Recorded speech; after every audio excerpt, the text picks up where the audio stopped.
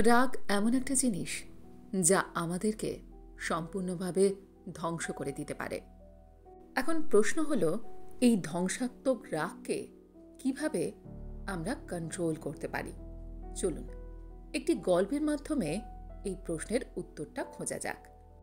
একদিন গৌতম বুদ্ধ বিকালবেলায় একটি গ্রামের মধ্য দিয়ে হেঁটে যাচ্ছিলেন। একটু বিশ্রাম নেওয়ার জন্য তিনি একটা বটগাছের নিচে বসলেন। সেখানে গ্রামের লোকেরা বুদ্ধের দেখা পেয়ে আনন্দিত হলেন। তারা সেখানে তার বাণী শুনতে লাগলেন। এই খবর চারিদিকে রটে গেল যে গৌতম বুদ্ধ নিজে তাদের গ্রামে এসেছেন।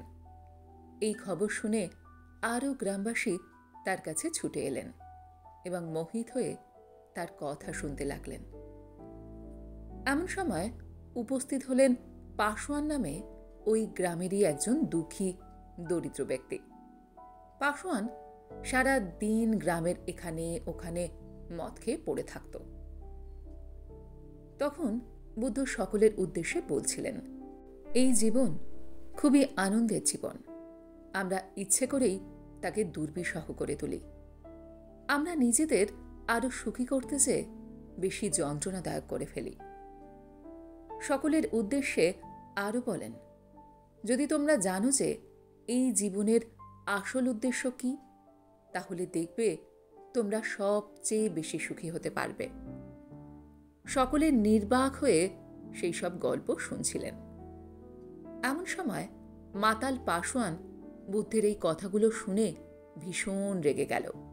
সে এতটাই রেগে গেল যে উচ্চস্বরে চিৎকার করতে লাগলো এবং বুদ্ধকে উদ্দেশ্য করে বলতে লাগলো, তুই একটা ভণ্ড সাধু, তুই সব মিথ্যে কথা বলছিস। জীবন মানেই দুঃখ কষ্ট দিয়ে সাজানো। এই বলে সে রেগে গিয়ে গৌতম বুদ্ধের মুখের ওপর থু করে থুতু ছিটিয়ে দিল।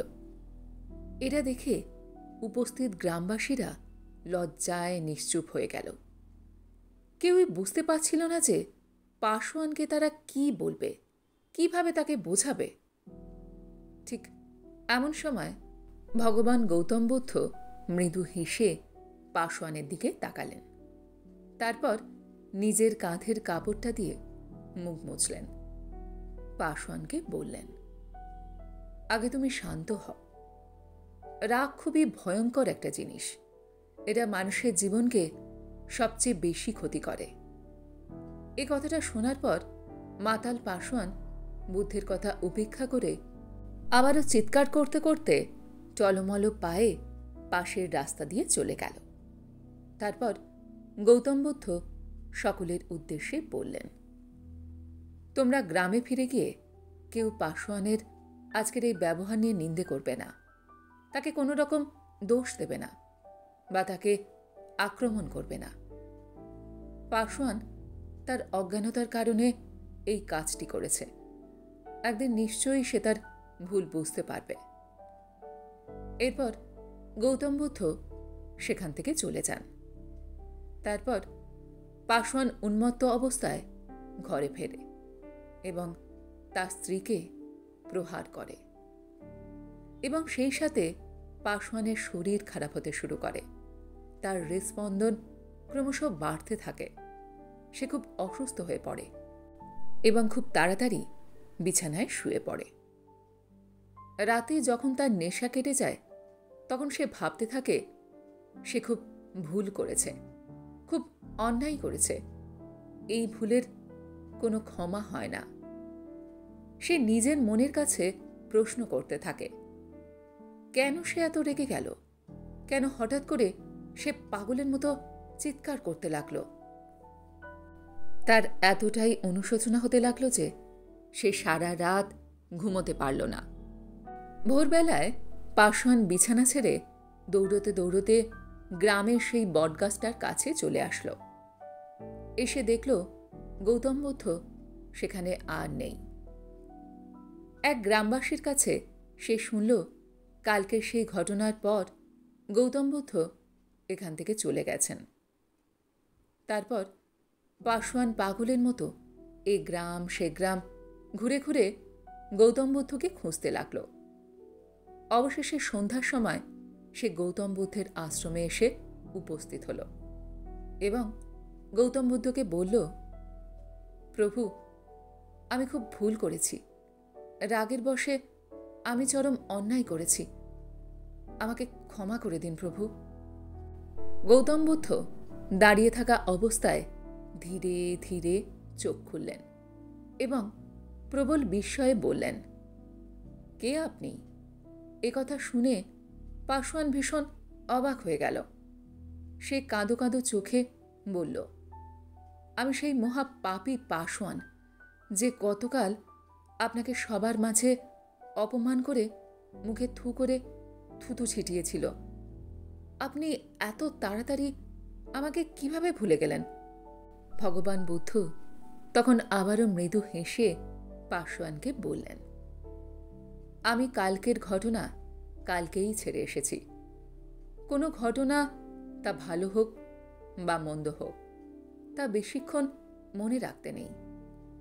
এইসব ঘটনা বেশিক্ষণ মনে রেখে তার বিশ্লেষণ করলে মনের নতুন ভাবনা সেখানে আটকা পড়ে যায়। আমি গতকালের চিন্তাভাবনা ছেড়ে আজকের এবং আগামীকালের চিন্তা করি। আমাদের সকলেরই তাই করা উচিত। বুদ্ধের এই কথা শুনে পাশোয়ান তার প্রতি আরো প্রভাবিত হয়ে পড়ল আর বলল, হে প্রভু, আমি আমার ভুল বুঝতে পেরেছি। আমাকে আপনার শিষ্য করুন।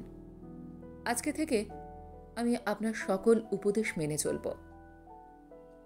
আর সত্যি সত্যি অবাক্কর বিষয়, এই পাশোয়ান একদিন আস্তে আস্তে গৌতম বুদ্ধের একজন সুযোগ্য শিষ্য হয়ে ওঠেন।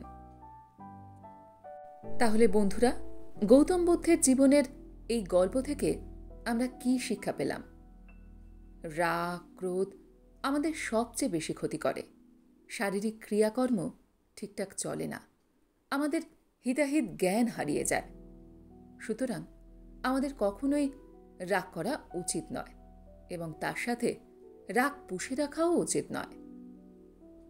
অর্থাৎ চলে যাওয়া দিনের কথা ভুলে গিয়ে আমাদের আজকের এবং আগামী দিনের কথা ভাবা উচিত।